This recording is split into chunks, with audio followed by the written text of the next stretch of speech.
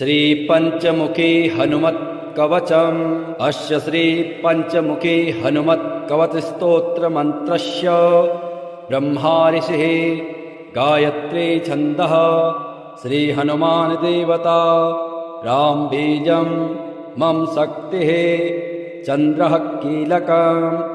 ओम ह्रौं कवचाय हुं ह्रौं अस्त्राय फट्। ओम हरिमर्कटमर्कटाय स्वाहा। ओम नमो भगवते पंचवदनाय पूर्वकपिमुखाय सकलशत्रुसंहरणाय स्वाहा। ओम नमो भगवते पंचवदनाय दक्षिणमुखाय करालवदनाय नरसिंहाय सकलभूतप्रमथनाय स्वाहा।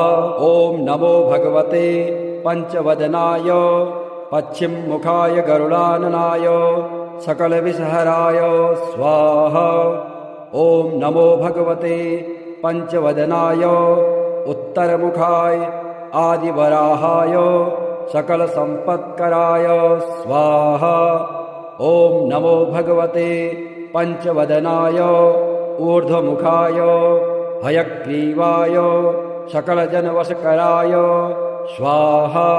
श्री पंचमुखी हनुमत् कवच स्तोत्रस्य श्रीरामचंद्र ऋषिः अनुष्टुप् छन्दः श्रीरामचंद्रो देवता सीता इति बीजं हनुमानीति शक्तिः हनुमत्प्रीत्यर्थे पाठे विनियोगः।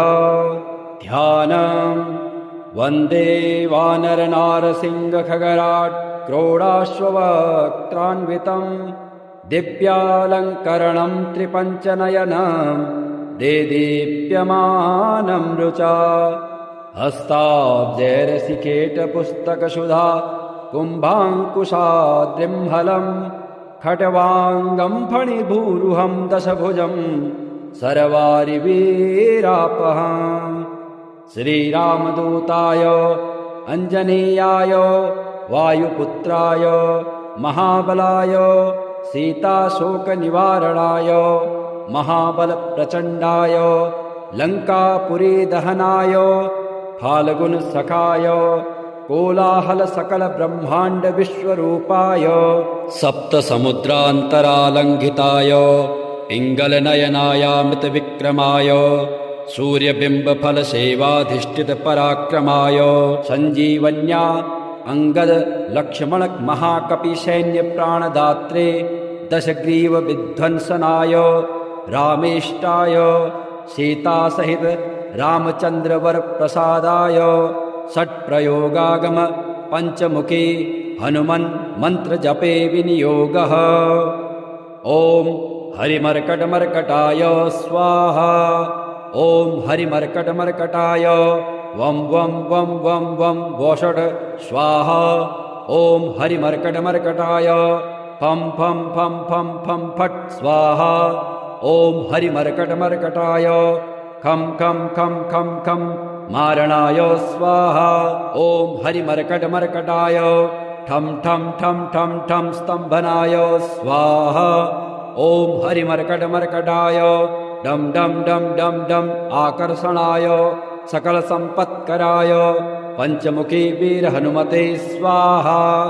उच्चाटने ओम ढम ढम ढम ढम ढम कूर्ममूर्तये पंचमुखी हनुमते परयंत्र तंत्रोच्चाटनाय स्वाहा। कं खं गं घं ङं चं छं जं झं यं टं ठं डं ढं लं तं थं दं धं नं पं फं बं भं मं यं रं लं वं शं शं शं हं छं स्वाहा इति दिग्बन्धः। ओम पूर्वकपिमुखाय पंचमुखी हनुमते ठं ठं ठं ठं ठं सकलशत्रुसंहारणाय स्वाहा। ओम दक्षिणमुखाय पंचमुखी हनुमते करालवदनाय नरसिंहाय ह्रां ह्रां ह्रां ह्रां ह्रां सकलभूतप्रेतदमनाय स्वाहा। ओम पश्चिममुखाय गरुडासनाय पंचमुखी वीर हनुमते मम मम मम मम मम सकलविषहराय स्वाहा। ओम उत्तरमुखे आदिवराहाय लं लं लं लं लं नृसिंहाय नीलकंठाय पंचमुखी हनुमते स्वाहा। ओम अंजनासुताय वायुपुत्राय महाबलाय रामेष्टफाल्गुनसखाय सीताशोकनिवारणाय लक्ष्मणप्राणरक्षकाय कपिसैन्यप्रकाशाय दशग्रीवाभिमानदहनाय श्रीरामचन्द्रवरप्रसादकाय महावीर्याय प्रथम ब्रह्माण्डनायकाय पंचमुखी हनुमते भूतप्रेत पिशाच ब्रह्मराक्षस शाकिनी डाकिनी अंतरिक्षग्रह परयंत्र परतंत्र सर्वग्रहोच्चाटनाय सकलशत्रुसंहारणाय पंचमुखी हनुमद्वरप्रसादाय सर्वरक्षकाय जम जम जम जम स्वाहा। पठित्वेदं तु कवचं महान्तं कवचं पठेत् एकवारं पठे नित्यं सर्वशत्रुनिवारणं द्विवारं तु पठे नित्यं पुत्रपौत्रप्रवर्धनं त्रिवारं पठते नित्यं सर्वसम्पत्करं परं चतुर्वारं पठे नित्यं सर्वमर्त्यवसङ्करं पंचवारं पठे नित्यं सर्वरोगनिवारणं षड्वारं तु पठे नित्यं सर्वदेववशीकरं सप्तवारं पठे नित्यं सर्वकामार्थसिद्धिदम् अष्टवारं पठे नित्यं सर्वसौभाग्यदायकं नववारं पठे नित्यं सर्वैश्वर्यप्रदायकं दशवारं पठे नित्यं त्रैलोक्यज्ञानदर्शनम् एकादशं पठे नित्यं सर्वसिद्धिं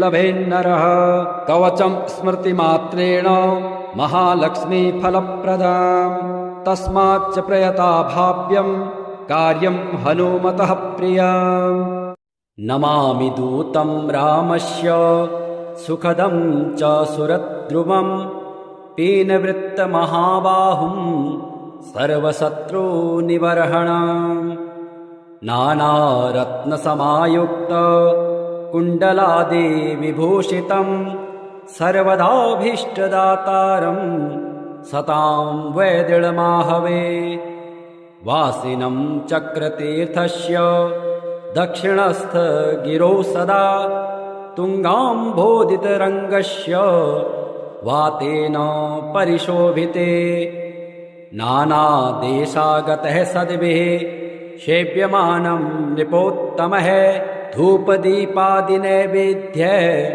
पञ्चखाद्यैश्च शक्तितः भजामि श्रीहनुमन्तं हेमकान्ते समप्रभं व्यासतीर्थयतीन्द्रेण पूजितं प्रणिधानतः त्रिवारं यः पठेन्नित्यं स्तोत्रं भक्त्या द्विजोत्तमः वाञ्छितं लभतेऽभीष्टं षड्मासाभ्यन्तरे खलु पुत्रार्थी लभते पुत्रं यशोर्थी लभते यशः विद्यार्थी लभते विद्यां धनार्थी लभते धनं सर्वथा मास्तु सन्देहो हरिः साक्षी जगत्पतिः यः करोत् यत्र सन्देहं स याति निरयं ध्रुवम् ध्यानं वन्दे वानरनारसिंहखगराट् क्रोडाश्ववक्त्रान्वितं दिव्यालङ्करणं त्रिपञ्चनयनं देदीप्यमानं रुचा हस्ताब्जैरसिकेटपुस्तकसुधा कुम्भाङ्कुशाद्रिम्हलं खट्वाङ्गं फणिभूरुहं दशभुजं सर्वारिवीरापहम् श्रीरामदूताय अंजनेयाय वायुपुत्राय महाबलाय सीताशोकनिवारणाय महाबलप्रचण्डाय लङ्कापुरीदहनाय फाल्गुनसखाय कोलाहलसकलब्रह्माण्डविश्वरूपाय सप्तसमुद्रान्तरालङ्घिताय पिङ्गलनयनायामृतविक्रमाय सूर्यबिम्बफलसेवाधिष्ठितपराक्रमाय सञ्जीवन्या अङ्गदलक्ष्मणमहाकपिसैन्यप्राणदात्रे दशग्रीवविध्वंसनाय रामेष्टाय सीता सहित रामचंद्र वर प्रसादाय षट्प्रयोगागम पंचमुखी हनुमन् मंत्र जपे विनियोगः। ओम हरिमर्कटमर्कटाय स्वाहा। ओम हरिमर्कटमर्कटाय वं वं वं वं वं वोषट् स्वाहा। ओम हरिमर्कटमर्कटाय फं फं फं फं फं फट् स्वाहा। ओम हरिमर्कटमर्कटाय खं खं खं खं खं मारणाय स्वाहा। ओम हरिमर्कटमर्कटाय ठं ठं ठं ठं ठं स्तंभनाय स्वाहा। ओम हरिमर्कटमर्कटाय डम डम डम डम डम आकर्षणाय सकल संपत्कराय पंचमुखी वीर हनुमते स्वाहा। उच्चाटने ओम ढम ढम ढम ढम ढम कूर्ममूर्तये पंचमुखी हनुमते परयंत्र तंत्रोच्चाटनाय स्वाहा। कं खं गं घं ङं चं छं जं झं यं टं ठं डं ढं णं तं थं दं धं नं पं फं बं भं मं यं रं लं वं शं शं शं हं छं स्वाहा इति दिग्बन्धः।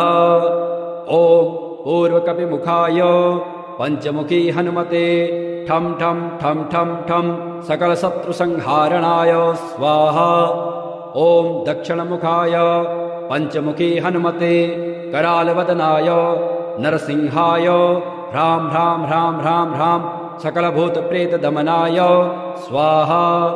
ओम पश्चिममुखाय गरुडासनाय पंचमुखी वीर हनुमते मम मम मम मम मम सकलविषहराय स्वाहा। ओम उत्तरमुखे आदिवराहाय लं लं लं लं लं नृसिंहाय नीलकंठाय पंचमुखी हनुमते स्वाहा।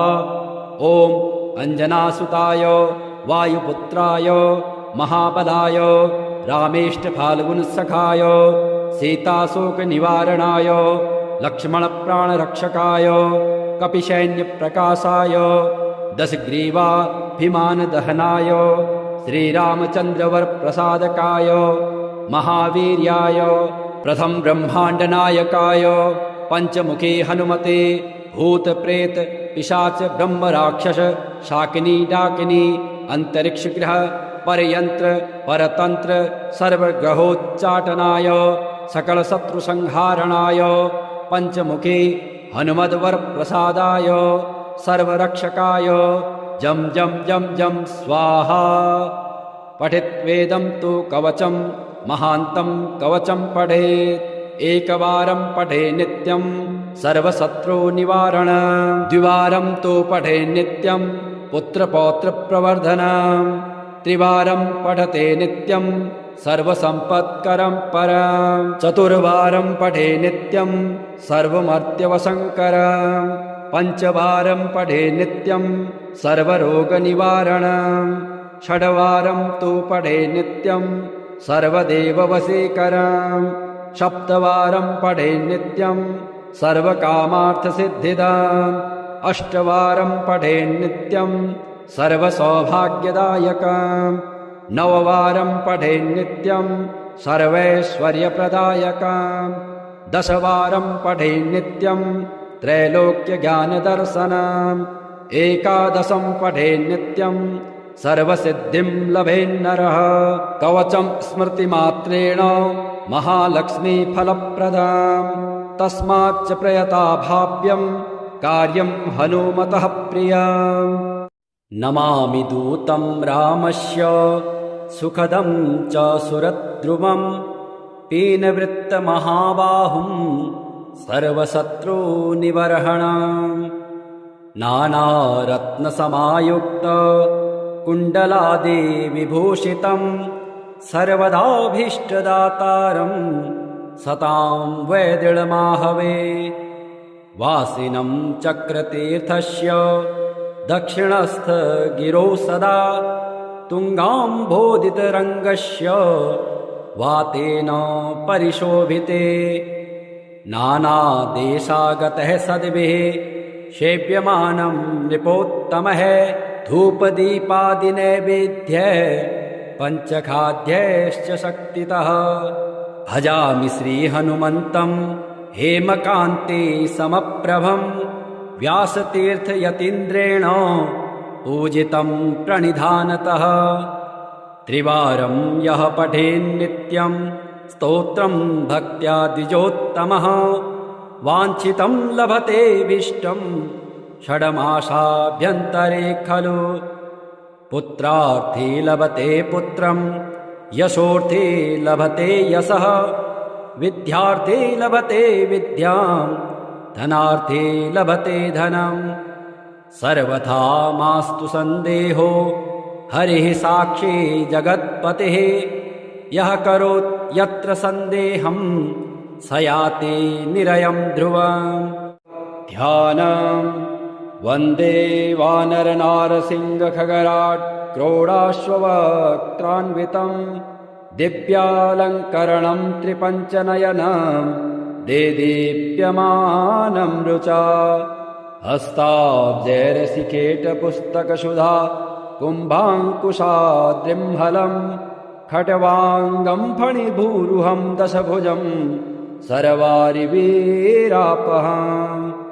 श्रीरामदूताय अञ्जनेयाय वायुपुत्राय महाबलाय सीताशोकनिवारणाय महाबलप्रचण्डाय लङ्कापुरीदहनाय फाल्गुनसखाय कोलाहलसकलब्रह्माण्डविश्वरूपाय सप्तसमुद्रान्तरालङ्घिताय पिङ्गलनयनायामृतविक्रमाय सूर्यबिम्बफलसेवाधिष्ठितपराक्रमाय सञ्जीवन्या अङ्गदलक्ष्मणमहाकपिसैन्यप्राणदात्रे दशग्रीवविध्वंसनाय रामेष्टाय सीतासहित रामचन्द्रवरप्रसादाय षट्प्रयोगागम पञ्चमुखी हनुमन् मन्त्रजपे विनियोगः ॐ हरिमर्कटमर्कटाय स्वाहा ॐ हरिमर्कटमर्कटाय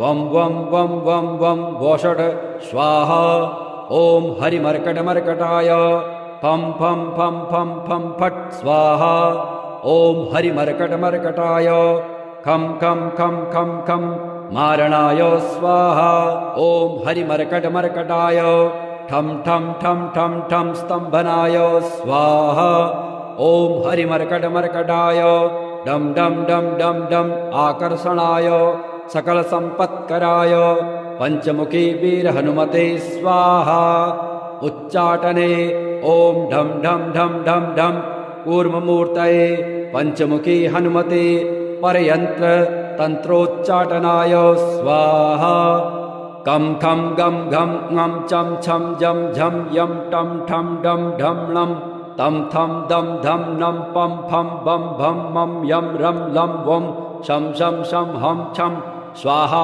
इति दिग्बन्धः ॐ पूर्वकपिमुखाय पञ्चमुखी हनुमते ठं ठं ठं ठं ठं सकलशत्रुसंहारणाय स्वाहा ॐ दक्षिणमुखाय पञ्चमुखी हनुमते करालवदनाय नरसिंहाय ह्रां ह्रां ह्रां ह्रां ह्रां सकलभूतप्रेतदमनाय स्वाहा ॐ पश्चिममुखाय गरुडासनाय पञ्चमुखी वीरहनुमते मं मं मं मं मं सकलविषहराय स्वाहा ॐ उत्तरमुखे आदिवराहाय लं लं लं लं लं नृसिंहाय नीलकण्ठाय पञ्चमुखी हनुमते स्वाहा ॐ अञ्जनासुताय वायुपुत्राय महाबलाय रामेष्टफाल्गुनसखाय सीताशोकनिवारणाय लक्ष्मणप्राणरक्षकाय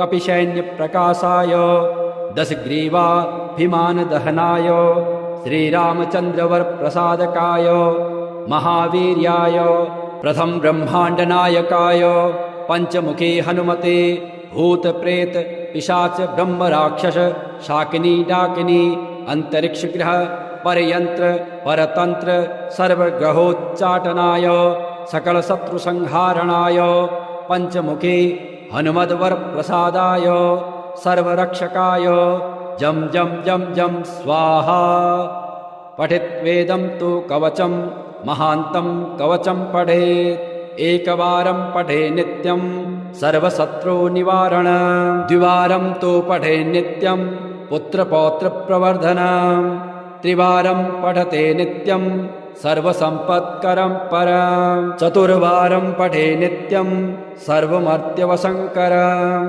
पञ्चवारं पठे नित्यं सर्वरोगनिवारणम् षड्वारं तु पठे नित्यं सर्वदेववशीकरम् सप्तवारं पठे नित्यं सर्वकामार्थसिद्धिदाम् अष्टवारं पठे नित्यं सर्वसौभाग्यदायकम् नववारं पठे नित्यं सर्वैश्वर्यप्रदायकम् दशवारं पठे नित्यं त्रैलोक्यज्ञानदर्शनम् एकादशं पठे नित्यं सर्वसिद्धिं लभेन्नरः कवचं स्मृतिमात्रेण महालक्ष्मीफलप्रदाम् तस्माच्च प्रयता भाव्यं कार्यं हनुमतः प्रियम् नमामि दूतं रामस्य सुखदं च सुरद्रुमं पीनवृत्तमहाबाहुं सर्वशत्रुनिबर्हणम् नानारत्नसमायुक्त कुण्डलादिविभूषितं सर्वदाभीष्टदातारं सतां वैदृढमाहवे वासिनं चक्रतीर्थस्य दक्षिणस्थ गिरौ सदा तुङ्गाम्भोदितरङ्गस्य वातेन परिशोभिते नानादेशागतः सद्भिः सेव्यमानं नृपोत्तमः धूपदीपादिनैवेद्यः पञ्चखाद्यैश्च शक्तितः भजामि श्रीहनुमन्तं हेमकान्ते समप्रभं व्यासतीर्थयतीन्द्रेण पूजितं प्रणिधानतः त्रिवारं यः पठेन्नित्यं स्तोत्रं भक्त्या द्विजोत्तमः वाञ्छितं लभते विष्टं षड्मासाभ्यन्तरे खलु पुत्रार्थी लभते पुत्रं यशोर्थी लभते यशः विद्यार्थी लभते विद्यां धनार्थी लभते धनम् सर्वथा मास्तु सन्देहो हरिः साक्षी जगत्पतिः यः करोत् यत्र सन्देहं स याति निरयं ध्रुवम् ध्यानम् वन्दे वानरनारसिंहखगराट् क्रोडाश्ववक्त्रान्वितं दिव्यालङ्करणं त्रिपञ्चनयनं देदीप्यमानं रुचा हस्ताब्जैरसिकेटपुस्तकसुधा कुम्भाङ्कुशाद्रिम्हलं खट्वाङ्गं फणिभूरुहं दशभुजं सर्वारिवीरापहम्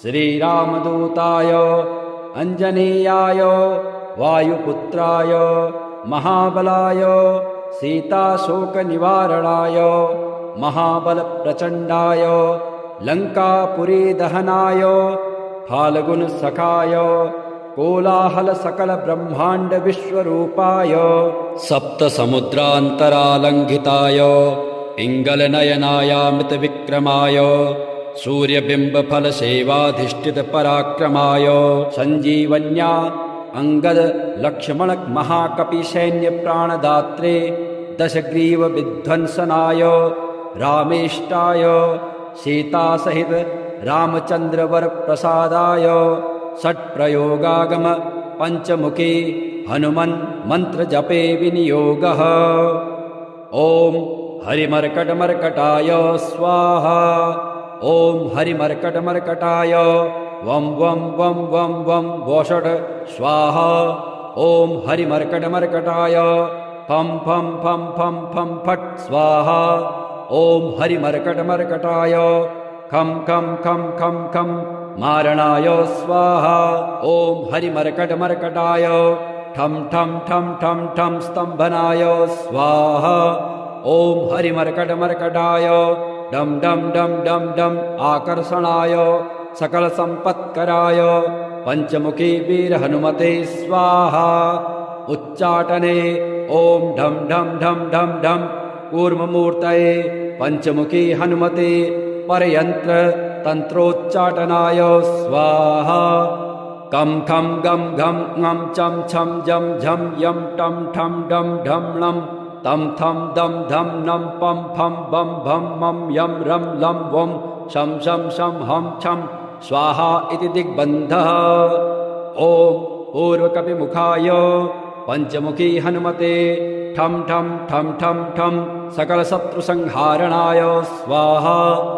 ॐ दक्षिणमुखाय पंचमुखी हनुमते करालवदनाय नरसिंहाय ह्रां ह्रां ह्रां ह्रां ह्रां सकलभूतप्रेतदमनाय स्वाहा। ॐ पश्चिममुखाय गरुडासनाय पंचमुखी वीरहनुमते मं मं मं मं मं सकलविषहराय स्वाहा।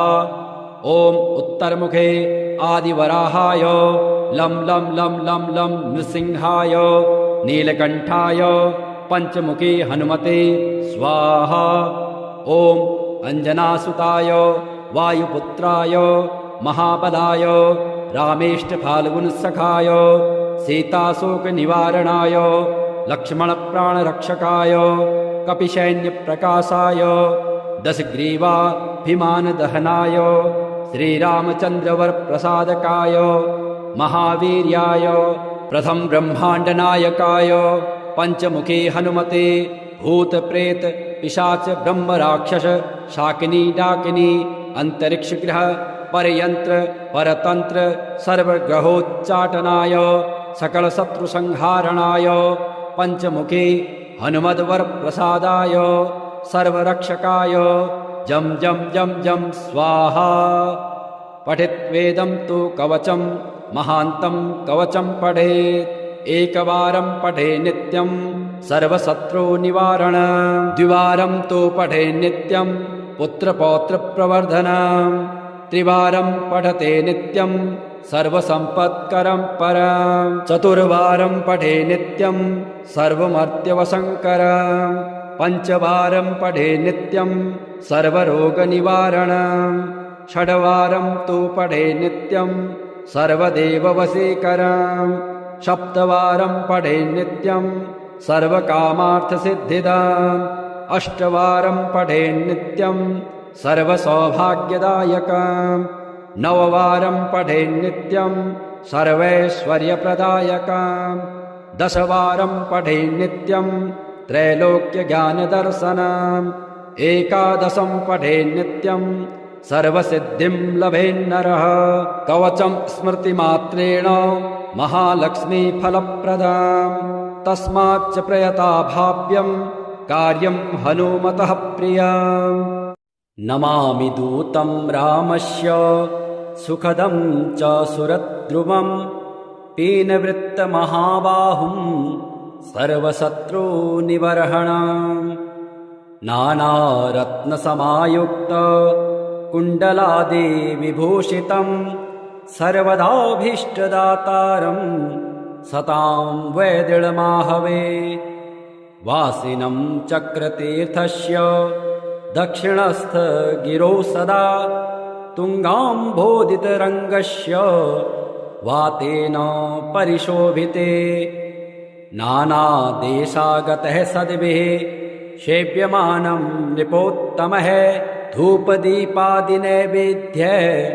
पञ्चखाद्यैश्च शक्तितः भजामि श्रीहनुमन्तं हेमकान्ते समप्रभं व्यासतीर्थयतीन्द्रेण पूजितं प्रणिधानतः त्रिवारं यः पठेन्नित्यं स्तोत्रं भक्त्या द्विजोत्तमः वाञ्छितं लभते विष्टं षड्मासाभ्यन्तरे खलु पुत्रार्थी लभते पुत्रं यशोर्थी लभते यशः विद्यार्थी लभते विद्यां धनार्थी लभते धनं सर्वथा मास्तु सन्देहो हरिः साक्षी जगत्पतिः यः करोत् यत्र सन्देहं स याति निरयं ध्रुवम् ध्यानं वन्दे वानरनारसिंहखगराट् क्रोडाश्ववक्त्रान्वितं दिव्यालङ्करणं त्रिपञ्चनयनं देदीप्यमानं रुचा हस्ताब्जैरसिकेटपुस्तकसुधा कुम्भाङ्कुशाद्रिम्हलं खट्वाङ्गं फणिभूरुहं दशभुजं सर्वारिवीरापहम् श्रीरामदूताय अञ्जनेयाय वायुपुत्राय महाबलाय सीताशोकनिवारणाय महाबलप्रचण्डाय लङ्कापुरीदहनाय फाल्गुनसखाय कोलाहलसकलब्रह्माण्डविश्वरूपाय सप्तसमुद्रान्तरालङ्घिताय पिङ्गलनयनायामृतविक्रमाय सूर्यबिम्बफलसेवाधिष्ठितपराक्रमाय सञ्जीवन्या अङ्गदलक्ष्मणमहाकपिसैन्यप्राणदात्रे दशग्रीवविध्वंसनाय रामेष्टाय सीतासहित रामचन्द्रवरप्रसादाय षट्प्रयोगागम पञ्चमुखी हनुमन् मन्त्रजपे विनियोगः। ॐ हरिमर्कटमर्कटाय स्वाहा। ॐ हरिमर्कटमर्कटाय वं वं वं वं वं वषट् स्वाहा। ॐ हरिमर्कटमर्कटाय फं फं फं फं फं फट् स्वाहा। ॐ हरिमर्कटमर्कटाय खं खं खं खं खं मारणाय स्वाहा। ॐ हरिमर्कटमर्कटाय ठं ठं ठं ठं ठं स्तम्भनाय स्वाहा। ॐ हरिमर्कटमर्कटाय डं डं डं डं डं आकर्षणाय सकलसम्पत्कराय पञ्चमुखी वीरहनुमते स्वाहा। उच्चाटने ॐ ढं ढं ढं ढं ढं कूर्ममूर्तये पञ्चमुखी हनुमते परयन्त्र तन्त्रोच्चाटनाय स्वाहा। कं खं गं घं ङं चं छं जं झं यं टं ठं डं ढं लं तं थं दं धं नं पं फं बं भं मं यं रं लं वं शं शं शं हं छं स्वाहा इति दिग्बन्धः। ॐ पूर्वकपिमुखाय पञ्चमुखी हनुमते ठं ठं ठं ठं ठं सकलशत्रुसंहारणाय स्वाहा। ॐ दक्षिणमुखाय पञ्चमुखी हनुमते करालवदनाय नरसिंहाय ह्रां ह्रां ह्रां ह्रां ह्रां सकलभूतप्रेतदमनाय स्वाहा। ॐ पश्चिममुखाय गरुडासनाय पञ्चमुखी वीरहनुमते मं मं मं मं मं सकलविषहराय स्वाहा। ॐ उत्तरमुखे आदिवराहाय लं लं लं लं लं नृसिंहाय नीलकण्ठाय पञ्चमुखी हनुमते स्वाहा।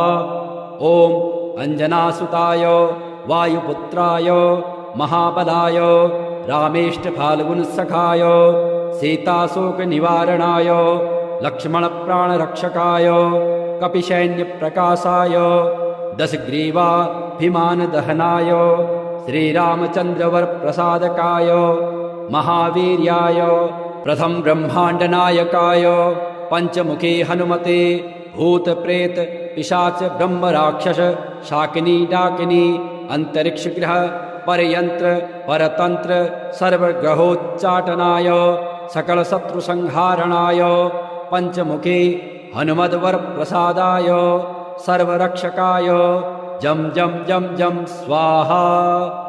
पठित्वेदं तु कवचं महान्तं कवचं पठेत् एकवारं पठे नित्यं सर्वशत्रुनिवारणं द्विवारं तु पठे नित्यं पुत्रपौत्रप्रवर्धनं त्रिवारं पठते नित्यं सर्वसम्पत्करं परं चतुर्वारं पठे नित्यं सर्वमर्त्यवसङ्करं पञ्चवारं पठे नित्यं सर्वरोगनिवारणं षड्वारं तु पठे नित्यं सर्वदेववशीकरं सप्तवारं पठे नित्यं सर्वकामार्थसिद्धिदाम् अष्टवारं पठे नित्यं सर्वसौभाग्यदायकम् नववारं पठे नित्यं सर्वैश्वर्यप्रदायकम् दशवारं पठे नित्यं त्रैलोक्यज्ञानदर्शनम् एकादशं पठे नित्यं सर्वसिद्धिं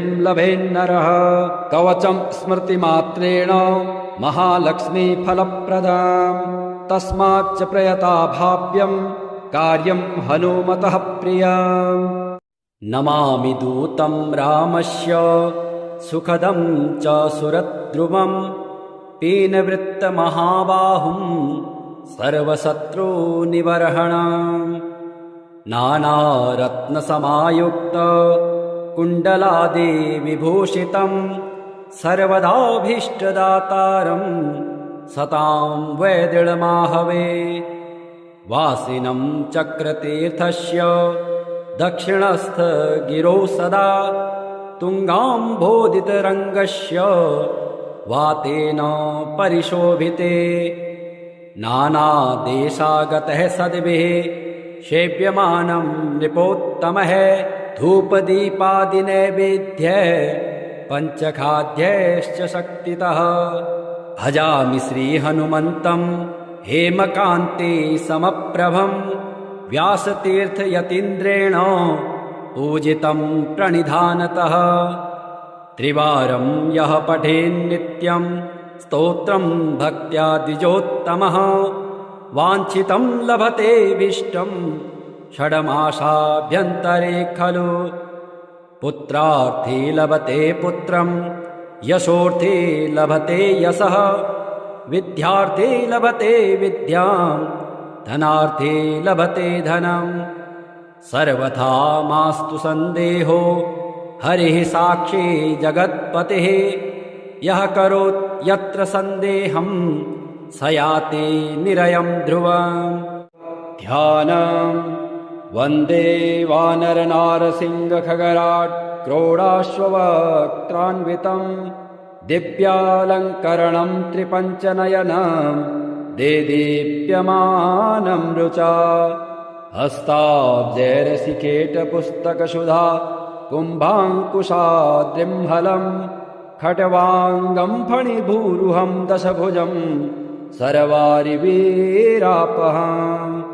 श्रीरामदूताय अञ्जनेयाय वायुपुत्राय महाबलाय सीताशोकनिवारणाय महाबलप्रचण्डाय लङ्कापुरीदहनाय फाल्गुनसखाय कोलाहलसकलब्रह्माण्डविश्वरूपाय सप्तसमुद्रान्तरालङ्घिताय पिङ्गलनयनायामृतविक्रमाय सूर्यबिम्बफलसेवाधिष्ठितपराक्रमाय सञ्जीवन्या अङ्गदलक्ष्मणमहाकपिसैन्यप्राणदात्रे दशग्रीवविध्वंसनाय रामेष्टाय सीतासहित रामचन्द्रवरप्रसादाय षट्प्रयोगागम पञ्चमुखी हनुमन् मन्त्रजपे विनियोगः।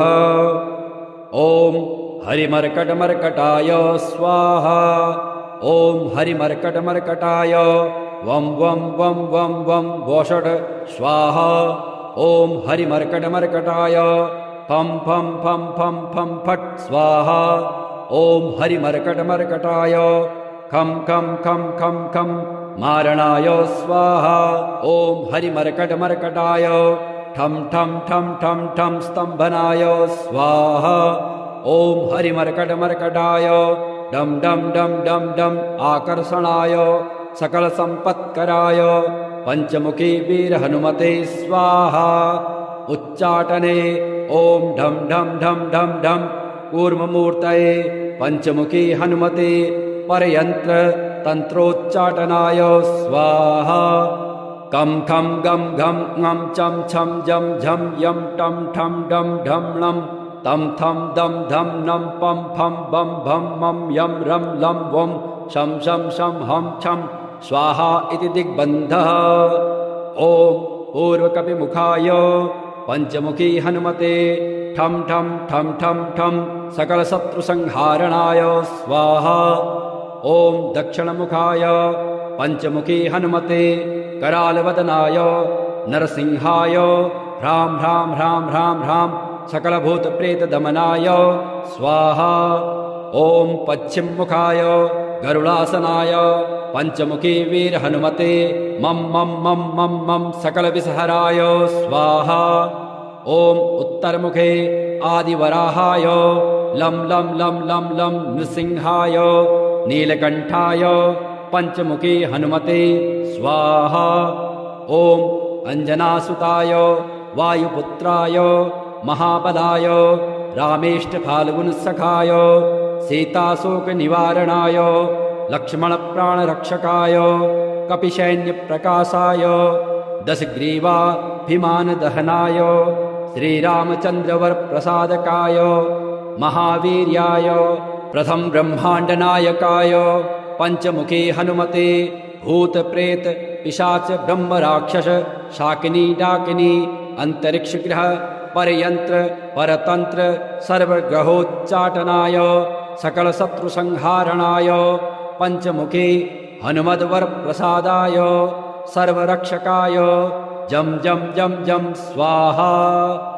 पठित्वेदं तु कवचं महान्तं कवचं पठेत् एकवारं पठे नित्यं सर्वशत्रु निवारण द्विवारं तु पठे नित्यं पुत्रपौत्र प्रवर्धनम् त्रिवारं पठते नित्यं सर्वसंपत्करं परं चतुर्वारं पठे नित्यं सर्वमर्त्यवसंकरं पंचवारं पठे नित्यं सर्वरोगनिवारणं षड्वारं तु पठे नित्यं सर्वदेववशीकरं सप्तवारं पठे नित्यं सर्वकामार्थसिद्धिदाम् अष्टवारं पठे नित्यं सर्वसौभाग्यदायकम् नववारं पठे नित्यं सर्वैश्वर्यप्रदायकम् दशवारं पठे नित्यं त्रैलोक्यज्ञानदर्शनम् एकादशं पठे नित्यं सर्वसिद्धिं लभेन्नरः कवचं स्मृतिमात्रेण महालक्ष्मीफलप्रदाम् तस्माच्च प्रयता भाव्यं कार्यं हनुमतः प्रियम् नमामि दूतं रामस्य सुखदं च सुरद्रुमं पीनवृत्तमहाबाहुं सर्वशत्रुनिबर्हणम् नानारत्नसमायुक्त कुण्डलादिविभूषितं सर्वदाभीष्टदातारं सतां वैदृढमाहवे वासिनं चक्रतीर्थस्य दक्षिणस्थ गिरौ सदा तुङ्गाम्भोदितरङ्गस्य वातेन परिशोभिते नानादेशागतः सद्भिः सेव्यमानं नृपोत्तमः धूपदीपादिनैवेद्यः पञ्चखाद्यैश्च शक्तितः भजामि श्रीहनुमन्तं हेमकान्ते समप्रभं व्यासतीर्थयतीन्द्रेण पूजितं प्रणिधानतः त्रिवारं यः पठेन्नित्यं स्तोत्रं भक्त्या द्विजोत्तमः वाञ्छितं लभते विष्टं षड्मासाभ्यन्तरे खलु पुत्रार्थी लभते पुत्रं यशोर्थी लभते यशः विद्यार्थी लभते विद्यां धनार्थी लभते धनम् सर्वथा मास्तु संदेहो हरिः साक्षी जगत्पतिः यः करोत् यत्र संदेहं स याति निरयं ध्रुवम्